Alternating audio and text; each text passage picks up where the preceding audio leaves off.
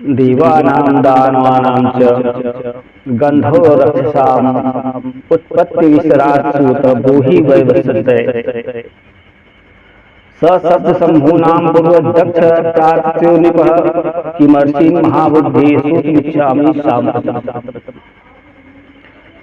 श्री नैमिष ऋषि बोले, सूत जी महाराज, वैवस्वत मनवंतर में देवताओं, दानों, गंधर्वों, नागों तथा राक्षसों की उत्पत्ति को आप विस्तार से बतलाने की कृपा करें।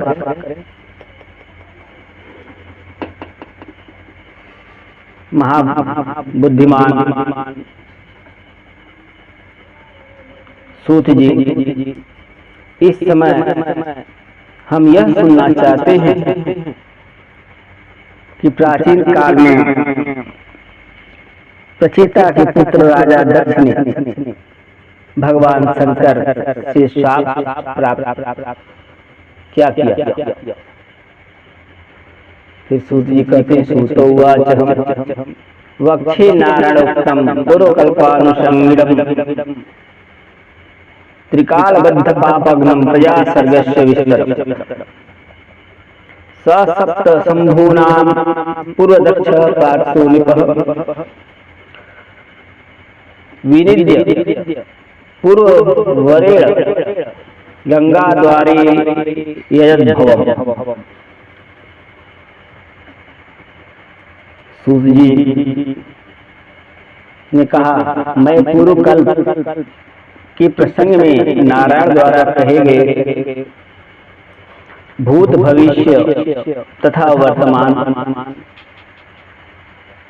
इस प्रकार तीनों काल से संबंध तथा पाप करने वाले प्रजा सर्ग को विस्तार से बतलाता हूं।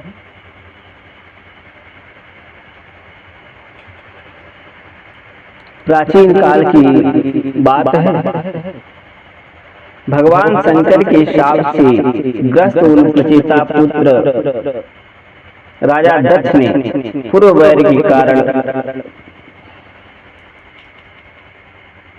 शंकर की निंदा कर गंगा द्वार हरिद्वार में एक यज्ञ का अनुष्ठान प्रारंभ किया। श्रेष्ठ मुनियों, विष्णु के साथ सभी देवतागण उस यज्ञ में भाग लिए। सब मुनियों के साथ में वहां आए। शंकर जी को छोड़ करके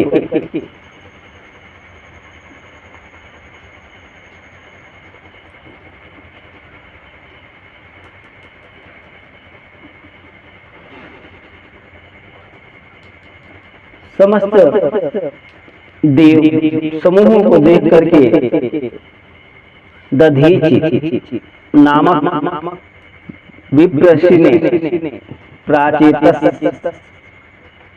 दक्ष से पूछा, ब्राह्मणादयः ईशान चान्ताः यज्ञानुविधायिनः स देव सांप्रदम रुद्रो विधिनां किं न पूज्यते।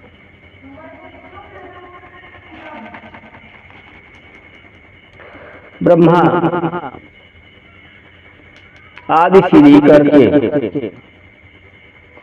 पिशाच तक जिनकी आज्ञा क्या सीधे अनुपालन करते हैं, उन रुद्र देव की पूजा इस समय क्यों नहीं की जा रही है। ये दधीचि जी बोले दक्ष से, तो दक्ष कहते हैं, सर्वेष्वेव हि यज्ञेषु न भाग परिकल्पितः न मंत्रा भार्या सार्थं शंकरश्चेति निज्यते विहस्य दक्षं कुपितो वचः प्राह महामुनिः श्रूयतां सर्वदेवानां सर्वज्ञानमयं स्वयं। दक्ष ने कहा, सभी यज्ञों में भार्या सहित शंकर की भाग एवं मतलों की परिकल्पना नहीं हुई है। इसलिए कि उनकी पूजा नहीं की जाती। इस पर साक्षात सर्व ज्ञानमय महामुनि दधीच ने कोप पूर्वक हंसी हुई सही देवताओं को सुनाते हुए दक्ष से कहा, यत् प्रवृत्ति विश्वेषाम यस्यास्य परमेश्वरः संपूज्यति सर्वयज्ञैः विदित्वा किं शंकरः। जिनसे सभी प्रवृत्ति होती है और जो इस विश्व के परमेश्वर है, वे शंकर निश्चय ही सभी यज्ञों द्वारा ज्ञान पूर्वक पूजित होते हैं। दक्ष उवाच न स्वयं शंकरो रुद्रः संहर्ता कामशोहरः न ग्रह कपाले विकृतो विश्वात्मानोपपद्यते। ईश्वरो हि जगत्सृष्टा प्रभु नारायणेश्वरात् सर्वात्मकोशो भगवान नित्यति सर्वकर्मसु। दधीचि जी बोले, जिनसे सभी की प्रवृत्ति होती है और जो इस विश्व के परमेश्वर हैं, वे शंकर ही निश्चय ही सभी यज्ञों द्वारा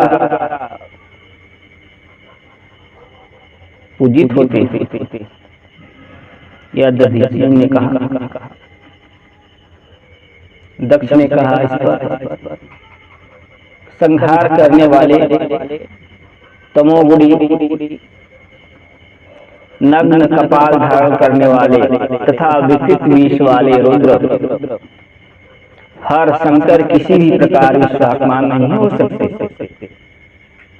संसार की सृष्टि करने वाले स्वराट प्रभु नारायण ही ईश्वर हैं और सभी कर्मों में उन सत्वात्मक भगवान विष्णु की पूजा की जाती है। इस पर दधीचि जी कहते हैं, क्या तू समस्त लोगों की एकमात्र संहार करता काल स्वरूप तथा हजारों किरण वाले इन परमेश्वर भगवान शिव को नहीं देख रहे हो? धर्मात्मा ब्रह्मवादी विद्वान जिसकी स्थिति करते हैं, वही ये सूर्य तीव्र तेज से संपन्न कालात्मक साक्षी यहाँ शरीर के शंकर रूप में ही स्थित है। देवी अदिति के पुत्र ये भगवान सूर्य ही रुद्र, महादेव, कपर्दी, क्रीड़ी, हर, नीलगिरी, नीलोही नाम वाले हैं। सामवेद का गान करने वाले तथा अधर्यु एवं होताओं के द्वारा हजारों करोड़ों सूर्यों की स्तुति की जाती है। विश्व को बनाने वाले त्रयीमय दिक् अजूर शाम था शाम स्वरूप रुद्र की मूर्ति को देखो।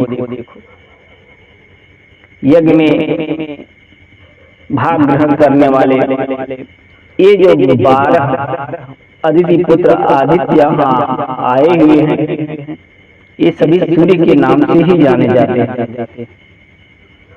इनके अतिरिक्त कोई अन्य सूर्य नहीं है। ऐसा कहने पर यज्ञ देखने की इच्छा से आए हुए उनकी दक्ष के सहयोगी मुनियों ने समर्थन करते हुए दक्ष से कहा, ठीक है, तमोगुण से आविष्ट मन वाले सैकड़ों हजारों की संख्या में आए हुए उन लोगों ने भगवान विषध्वज शंकर को न देखते हुए पुनः उनकी निंदा की। विष्णु की माया से मोहित होकर वे वैदिक मंत्रों की निंदा करते हुए सभी प्राणियों की एकमात्र स्वामी भगवान हरि की पूजा न करके दक्ष के वचन का अनुमोदन करने लगे। यज्ञ में भाग ग्रहण करने के लिए आए हुए इंद्रादि सभी देवताओं ने भी नारायण हरि की अतिरिक्त देव ईशान शंकर को भी नहीं देखा, अर्थात शिव की महात्म्य को भी जान नहीं पाए। ब्रह्मज्ञानियों में श्रेष्ठ हिरण्यगर्भ भगवान ब्रह्मा सभी की रीति क्षण भर में ही अंतर ध्यान हो गए। भगवान ब्रह्मा क्या अंतर ध्यान हो जाने पर स्वयं दक्ष संसार की रक्षा करने वाले देव नारायण हरि की शरण में गए। उसके बाद भय से मुक्त होकर दक्ष ने वह यज्ञ आरंभ किया।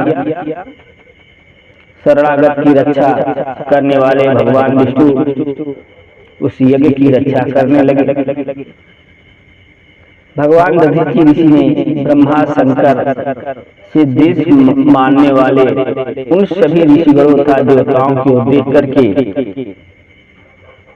उन दक्ष से पुनः कहा, जो अपूज्य है उसका पूजन करने से और जो पूज्य है उसका पूजन न करने से मनुष्य जो है निश्चित ही महान पाप को प्राप्त करता है। इसलिए किंचित भी संदेह नहीं, जहाँ दुर्जनों का आदर होता है और सत्पुरुषों का अनादर होता है, वहाँ अति शीघ्र ही दारो देवी दंड उपस्थित होता है। ऐसा अगर पर दधीचि ने दक्ष की सहायता करने के लिए आए हुए ईश्वर से विद्वेष रखने वाले ब्राह्मणों को श्राप देती हुई कहा, तुम लोगों ने वेदों की अवमानना की है और समस्त संसार के द्वारा वंदित परमेश्वर महादेव शंकर की निंदा की। अतः ईश्वर शंकर से द्वेष रखने वाले तुम सभी वेद त्रयी से रहित हो जाओगे और असत शास्त्रों में मन लगाती हुई ईश्वर मार्ग शिव मार्ग की निंदा करोगे तथा घोर कलयुग आने पर मिथ्या अध्ययन और मिथ्या आचार युक्त होकर के ज्ञान का प्रलाप करने वाले हो जाओगे। साथ ही कलि के द्वारा उत्पन्न कष्ट एवं दुखों आदि से पीड़ित रहोगे। पुनः तुम सभी अपने संपूर्ण तपोबल का त्याग करके नरक को प्राप्त हो जाओगे। तुम लोगों के द्वारा ऋषिकेश विष्णु के भली भांति आश्रय ग्रहण करने पर भी तुम लोगों से विमुख ही रहेंगे। ऐसा कह करके तपस्या निधि विप्रषि दधीचि चुप हो गए और मानसिक रूप से संपूर्ण पापों का विनाश करने वाले रुद्र की शरण में गए। इसी बीच यह सारी घटना जान करके सर्वदर्शी सब कुछ प्रत्यक्ष देखने वाली देवी पार्वती ने अपने पतिदेव पशुपति महादेव महेश्वर से कहा, देवी बोले, प्रभु पूर्व जन्म के मेरी सती के पिता दक्ष यज्ञ कर रहे और आपके भाव का स्वरूप की निंदा कर रहे हैं। ऋषियों के साथ देवता वहाँ उनकी सहायता करते हुए उपस्थित हैं। मैं आपसे एक वर मांगती हूँ कि आप शीघ्र उस यज्ञ को नष्ट कर दें। देवी के द्वारा ऐसा कहे जाने पर देवताओं में श्रेष्ठ प्रभु भगवान शंकर ने दक्ष के यज्ञ का विध्वंस करने के लिए शीघ्र ही हजारों सिर और पैर वाले, हजारों आंख वाले, विशाल भुजायुक्त, हजारों हाथ वाले दिव्य प्रलयकालीन अग्नि के समान भयंकर दाढ़ी युक्त, दिखने में भयंकर शंख चक्र का गदा धारण किए, हाथ में दंड धारण करने वाले, घोर नाद करने वाले सिंह से बने धनुष को धारण की विभूति सुशोभित तथा अनेक देवताओं से घिरी हुई वीरभद्र नाम वाले रुद्र को उत्पन्न किया। उत्पन्न होते ही वह हाथ जोड़कर देवताओं के स्वामी भगवान भोलेनाथ के सम्मुख उपस्थित हुआ। शंकर जी ने उससे कहा, गणेश्वर, दक्ष की यज्ञ का विध्वंस करो। वह गंगा द्वार हरिद्वार में मेरी निंदा करते हुए यज्ञ करा रहा है, तुम्हारा कल्याण हो। उसके बाद बंधु शिव के द्वारा निर्दिष्ट वीरभद्र ने सिंह की समान लीला करते हुए अकेले ही दक्ष के यज्ञ का विध्वंस कर दिया।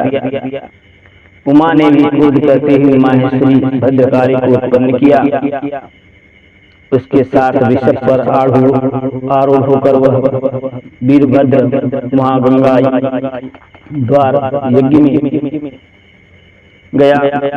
बुद्धिमान शंकर ने उनकी सहायता करने वाले हजारों दूसरे रुद्रों को भी उत्पन्न किया। शंकर के रोमों से उत्पन्न होने के कारण वे रुद्र रोमज कहलाए। हाथों में त्रिशूल, शक्ति गदा, टंक पत्थर, तोड़ने के हथियार, घन घनौटा, छीनी आदि का पत्थर लिए और कालाग्नि रुद्र के समान वृषभ रूप पर आसन पर आरूढ़ होकर दसों दिशाओं को प्रतिध्वनित करती हुई गणों में सर्वश्रेष्ठ वीरभद्र को अपने समूह के बीच रखती हुई जहाँ दक्ष यज्ञ हो रहा था उस ओर चल पड़े। गंगा द्वार नाम से प्रसिद्ध उस देश में पहुंच करके उन सभी ने अमित तेजस्वी दक्ष के उस यज्ञ स्थल को देखा जो हजारों देवांगनाओं से सुशोभित था, अप्सराओं के गीतों से मुखरित हुआ करता था, वीर तथा वेद के नाद से प्रतिध्वनित और वेद मंत्रों से गुंजित था। देवता तथा ऋषियों के साथ बैठी हुई प्रजापति दक्ष को देखकर भद्रकाली तथा रुद्रों सहित वीरभद्र ने हंसते हुए कहा, हम सभी अमित तेजस्वी शंकर के अनुचर हैं। ये यज्ञ में भाग प्राप्त करने की इच्छा से आए हैं। आप हमें अभिषिक्त यज्ञ भाग प्रदान करें, अथवा श्रेष्ठ मुनियों और देवताओं आप हमें यह बतलाएं कि किसने आपको ऐसी आज्ञा दी है कि मुझे यज्ञ भाग न दें और आप लोगों का ही सब भाग है। जो ऐसी आज्ञा देने वाला है उसे बतलाएं, फिर हम उसे देख लेंगे। गणों के स्वामी वीरभद्र के ऐसा कहे जाने पर प्रजापति दक्ष सहित देवताओं ने प्रभु वीरभद्र से कहा, आपको यज्ञ भाग देने संबंधी मंत्र नहीं है। यह सुनकर के वेद मंत्रों ने मूर्तिमान स्वरूप धारण कर देवताओं से कहा, आपका मन तमोगुण से आक्रांत हो गया है, इसलिए आप यज्ञ के स्वामी महेश्वर की पूजा नहीं कर रहे। सभी प्राणियों के एकमात्र स्वामी और सभी प्राणियों को शरीर रूप तथा समस्त अभिधय एवं सिद्धियों को प्रदान करने वाले शंकर के बारे में ऐसा कहने पर माया के कारण नष्ट चेतना वाले देवताओं ने जब उनकी बात को नहीं माना तब मंत्र उन्हें छोड़कर अपने स्थान को चले गए। उसके बाद भार्या और गणेश्वर सहित वीरभद्र रुद्र ने महर्षि दधीच को हाथों से स्पर्श करते हुए देवताओं से कहा, तुम लोगों ने अपने बल से गर्वित होकर मंत्रों को प्रमाण नहीं माना, इसलिए इसे सहन न कर मैं आज बलपूर्वक सभी की गणों को नष्ट करूंगा। ऐसा कहकर गणों में श्रेष्ठ वीरभद्र ने उस यज्ञशाला को जला डाला और गणेश्वरों को अत्यंत क्रुद्ध होकर के यूपों स्तंभों को उखाड़ करके फेंक दिया। भयानक सभी गणेश्वरों ने आहुति देने वाले सहित पाठ करने वाले और घोड़ों को भी पकड़ करके गंगा के प्रवाह में फेंक दिया। प्रदीप्त आत्मा वाले तथा दीनता रहित वीरभद्र ने भी इनके इंद्र की उठी हुई 100 हाथों से अन्य देवताओं को उठी हुई हाथों को स्तंभित कर दिया। अन्य देवताओं से उठी हुई उन्होंने नाखूनों के अग्रभाग से खेल खेल में ही भाग देवता के नेत्रों को उखाड़ डाला। मुक्की से मारकर से पूछा, देवता के दांतों को तोड़ डाला। इस प्रकार लीला करते हुए बलशाली गणेश्वर वीरभद्र ने हंस करके पैर की अंगूठी से चंद्रमा को धर्षित कर रौंद डाला। अग्नि देवता के दोनों हाथों को काट करके लीला से ही उनकी जीभ उखाड़ दी। मुनीश्वरों, उन्होंने पैर से मुनियों के मस्तक पर ही प्रहार किया। साथ ही उस महाबलशाली वीरभद्र ने सुदर्शन चक्र को स्तंभित कर महाबाहु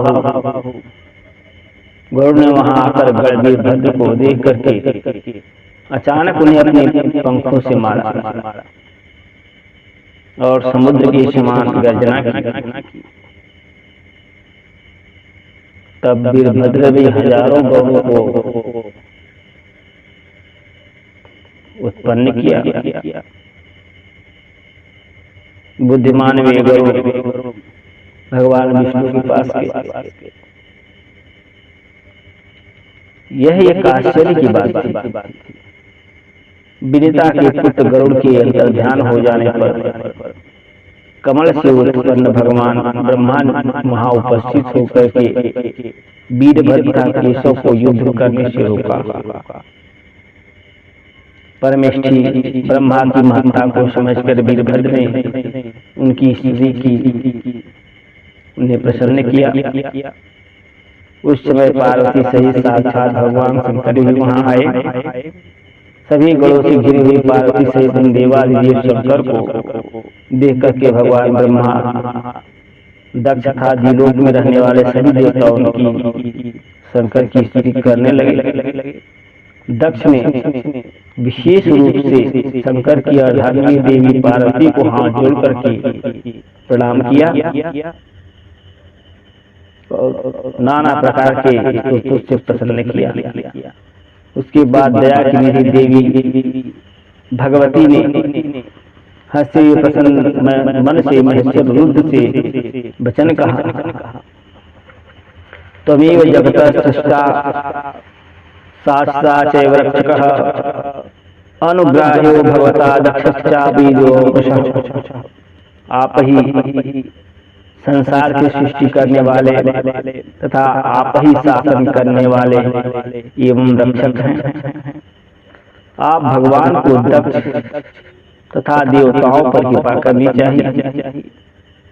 उसके बाद जटा धारण करने वाले नील लोहित भगवान हर ने हंस करके देवताओं का प्रजेता पुत्र दक्ष से कहा, गच्छध्वं देवता सर्वा प्रसन्नो भवतामहं संपूज्य सर्वयज्ञेषु न निद्योऽहं विशेषतः। देवताओं, आप सभी लोग जाएं और आप पर मैं आप पर प्रसन्न हूं। सभी यज्ञों में विशेष रूप से मेरी पूजा करनी चाहिए और मेरी निंदा नहीं करनी चाहिए। त्वं चापि भृगो मे दक्षः वचनं सर्वरक्षणं त्यक्त्या लोकैष प्राणेषां मद्भक्तो भव यत्नतः। हे दक्ष, तुम भी सभी की रक्षा करने में समर्थ हो। मेरे वचन सुनो। मैं ही सबसे श्रेष्ठ हूँ।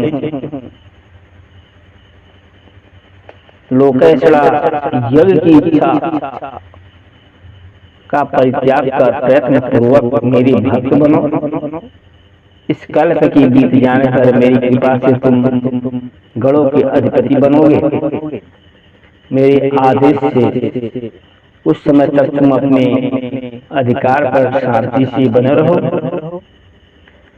ऐसा कह करके वे भगवान भोलेनाथ अपनी पत्नी पार्वती तथा अपने अनुचरों सहित अमित तेजस्वी दक्ष के हित के लिए अंतर्ध्यान अदृश्य हो गए।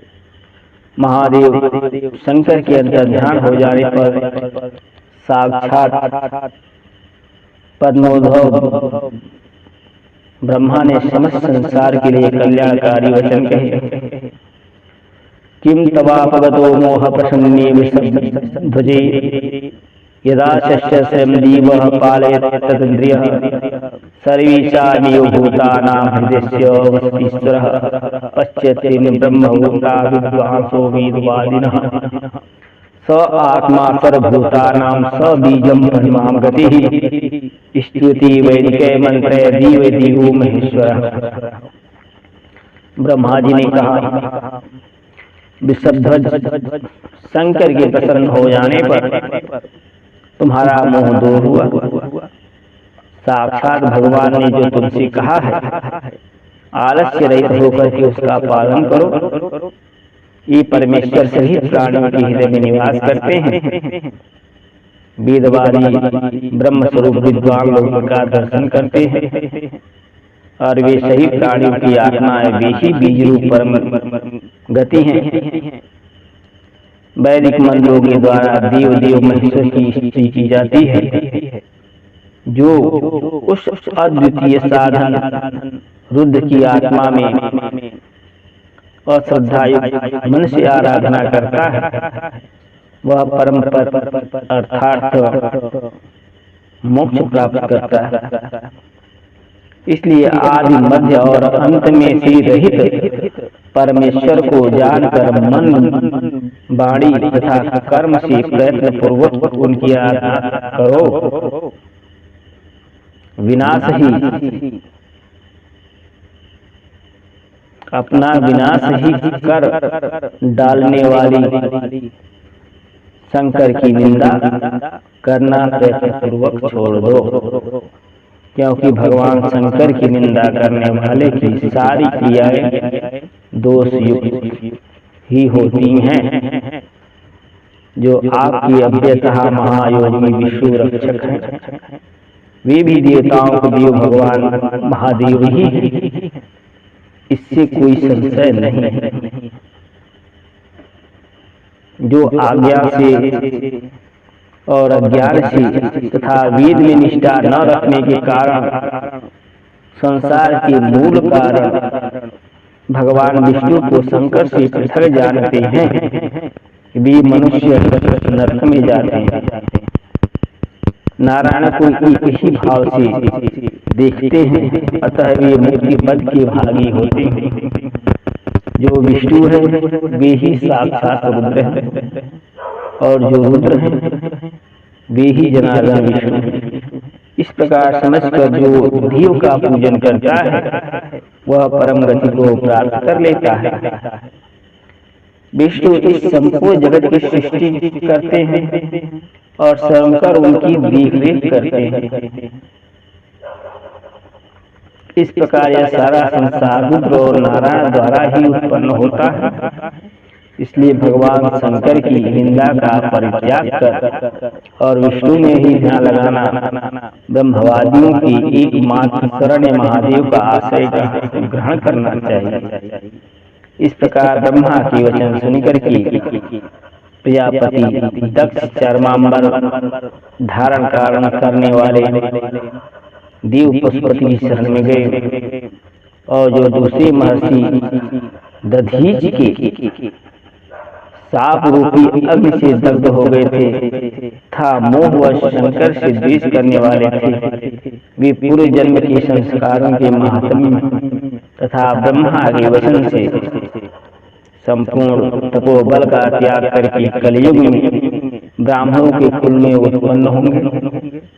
रौरव आदि नरकों में डाले गए वे सभी शंकर से विद्वेष करने वाले कल्पांत में यथासमय स्वयंभू की आज्ञा से आदित्य के समान तेजोमय जगत के स्वामी ब्रह्म को प्राप्त कर साप से मुक्त हो जाएंगे, और तपोयोग द्वारा देवताओं के स्वामी शंकर की आराधना कर और उनकी कृपा से पुनः जैसे पहले थे वैसे ही विपर्शी हो जाएंगे। प्रसंगवश मैंने यह सब दक्ष यज्ञ की भी कथा आप लोगों से कही। आप सब लोग प्रजापति दक्ष की सभी कन्याओं की संतान परंपरा का अगले अध्याय में वर्णन सुनेंगे। तो आज इसी के साथ ही वाणी को विराम। आगे नारायण की जैसे इच्छा एक बार भगवान का नाम स्मरण कर लेते हैं। श्रीमन नारायण नारायण नारायण, श्रीमन नारायण नारायण नारायण, भजन नारायण नारायण नारायण, श्रीमन नारायण नारायण नारायण, भजन नारायण नारायण नारायण। बोले श्री कृष्ण भगवान की जय, बोले श्री लक्ष्मी नारायण भगवान की जय, बोले श्री मोर मुकुट बंशीधर भगवान की जय। जय जय श्री सीताराम, जय जय श्री राधे श्याम।